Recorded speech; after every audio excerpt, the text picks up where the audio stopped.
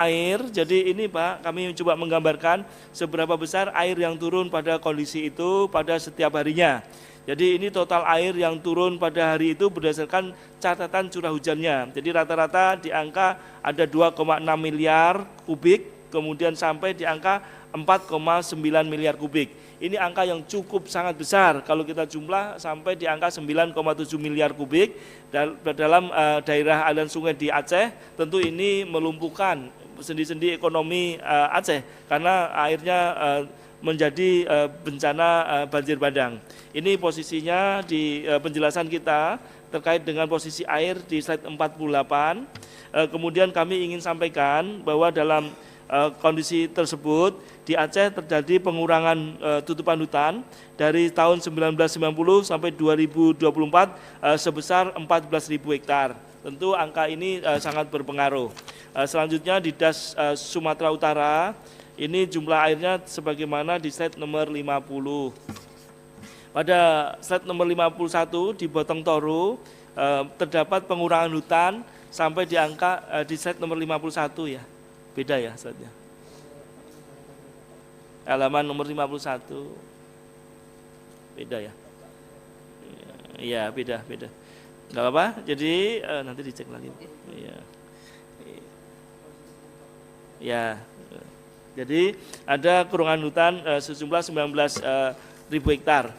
Selanjutnya di DAS Sumatera Barat kita juga kehilangan hutan di angka 10.521 hektar. Beberapa langkah-langkah yang akan dilakukan Kementerian Lingkungan Hidup di slide nomor 57, kesimpulan dan rekomendasi mungkin bisa di sana. Beda ya?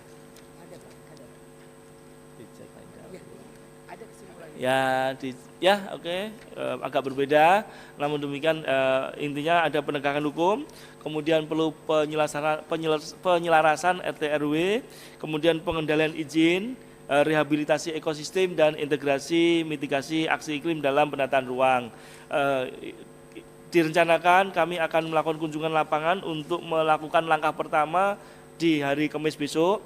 Namun demikian mulai hari ini Persetujuan Lingkungan telah kami lakukan evaluasi pada seluruh unit yang ada di Batang Toru terutama terkait dengan kapasitas lingkungannya. Kemudian mulai hari Senin seluruh pimpinan perusahaan yang diindikasikan berdasarkan kajian citra satelit berkontribusi menghadirkan log-log pada banjir tersebut kami akan undang untuk dilakukan proses-proses penjelasan kepada Deputi Gakum dan kami akan segera memulai langkah-langkah penyelidikan terkait dengan kasus ini. Tentu korban yang cukup banyak tidak boleh kita memberikan dispensasi ke dalam kasus ini, hukum harus ditegakkan, korban sudah cukup banyak. Jadi Kementerian Lingkungan Hidup berkomitmen untuk menuntaskan kasus ini melalui multidor pendekatan hukum terkait dengan penanganan hidrometeorologi di Sumatera bagian utara ini. Selanjutnya untuk slide untuk sisi yang substansi ke-6, izinkan kami menyampaikan alokasi realisasi kegiatan berbasis masyarakat di tahun 2025 sebagaimana slide nomor setelah ini. Slide-nya berbeda nomornya. Ya, slide-nya berbeda nomornya, nanti diperbaiki.